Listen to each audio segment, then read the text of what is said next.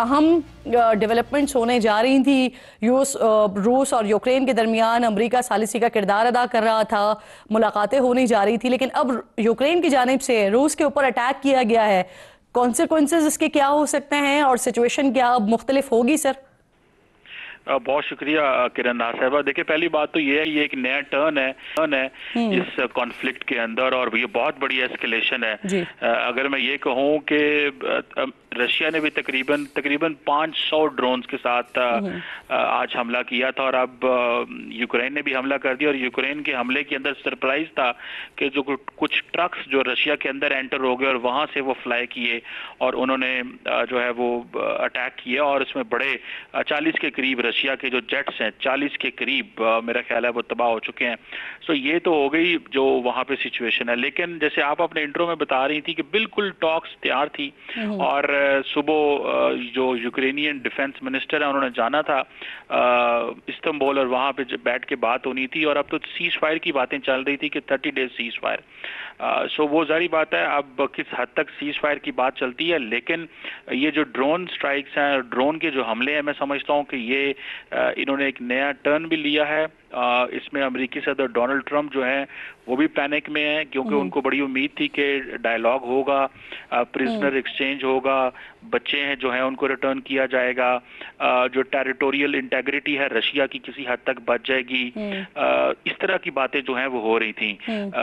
लेकिन अनफॉर्चुनेटली अब सिचुएशन इस तरह की है कि ना अमेरिकी सदर डोनाल्ड ट्रंप के कंट्रोल में रही हैं क्योंकि डोनाल्ड ट्रंप हर कीमत पर डायलॉग, इंगेजमेंट और इस मसले को हल करना चाहते थे। मेरा ख्याल है इसी को रशियन प्रेसिडेंट ने देखा कि ये मजबूरी है और इस वक्त सारे का सारा नेटो और वेस्ट डिवाइडेड है, तो उन्होंने एक दोबारा जो है वो मिलिट्री स्ट्राइक। अच्छा कामरान साहब, आप बड़ी इंपॉर्टेंट बात कर रहे हैं, बड़ा इंटरेस्टिंग पहलू है ये कमर साहब। जिस तरह से आप भी बता रहे हैं, बीबीसी भी रिपोर्ट कर रहा है कि जो ड्रोन्स हैं वो पहले स्मगल किए गए हैं और फिर वहां पर उसको रूस में ही रिमोटली उसको ऑपरेट किया गया है। तो सर ये जो आप बता रहे हैं कि ये एक तो सबसे बड़ा हमला भी है, ये एक एस्केलेशन भी है, फिर रूस की जो इंटेलिजेंस है ये तो उसकी नाकामी भी है ना बहुत बड़ी।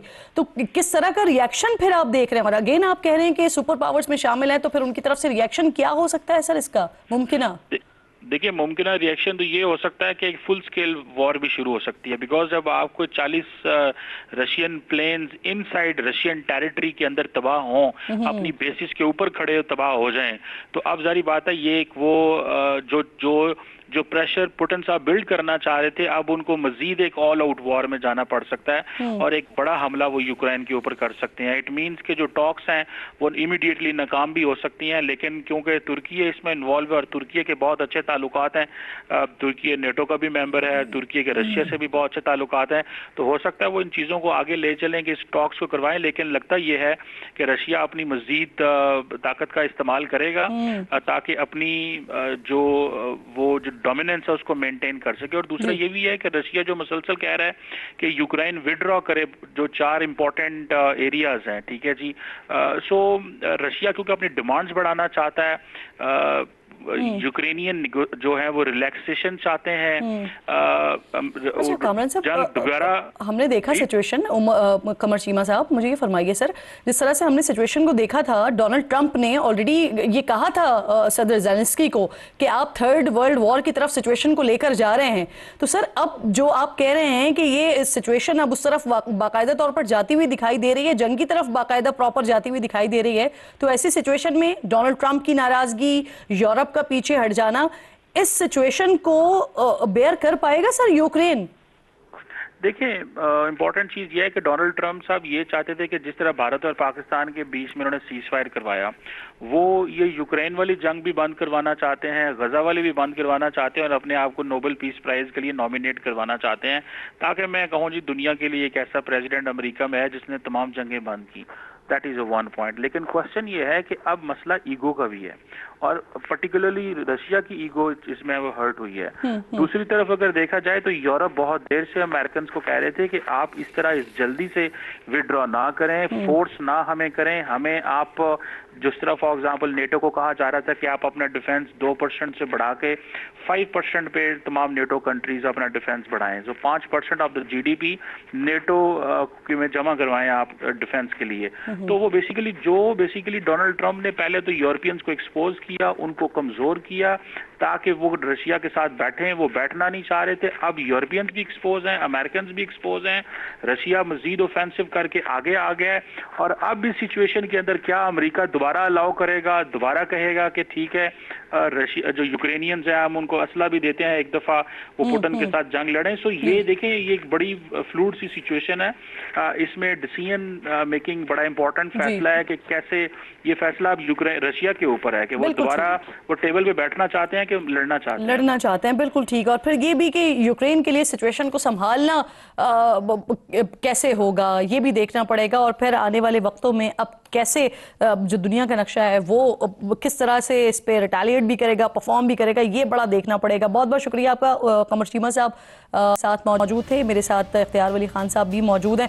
उनसे भी इस टॉपिक पे ज़रूर मैं कमेंट लूँगी, लेकिन ज़रा आज की जो 2-4 अहम खबरें हैं पहले उस पर डिस्कस कर लें और फिर उसके बाद इख्तियार साहब आपकी तरफ आती हैं। तो सियालकोट का हल्का PP52 संबड़ियाल, यहाँ पर आज ज़िमनी इंतखाब हुआ और अब तक के जो गैर हतमी और गैर सरकारी नेताई जा रही हैं उसके मुताबिक तो हिना अरशद साहिबा जिनका ताल्लुक है पाकिस्तान मुस्लिम लीग नून से, वो हमें लीड करती हुई दिखाई दे रही हैं। और दूसरे नंबर पर जो आज़ाद उम्मीदवार हैं जिनको सपोर्ट हासिल है पाकिस्तान तहरीक इंसाफ की, वो यहाँ पर दूसरे नंबर पर हमें दिखाई दे रहे हैं। लेकिन इंटरेस्टिंगली यहाँ पर पीपल्स पार्टी और PTI की तरफ से एहतजाज किया जा रहा है, उनकी तरफ से इल्ज़ामात लगाए जा रहे हैं कि यहाँ पर धांधली की गई है। तो फिर हमने ज़रा रिसर्च करने की कोशिश की, थोड़ा सा देखने की कोशिश की कि इन हल्कों में पहले क्या सिचुएशन रही है।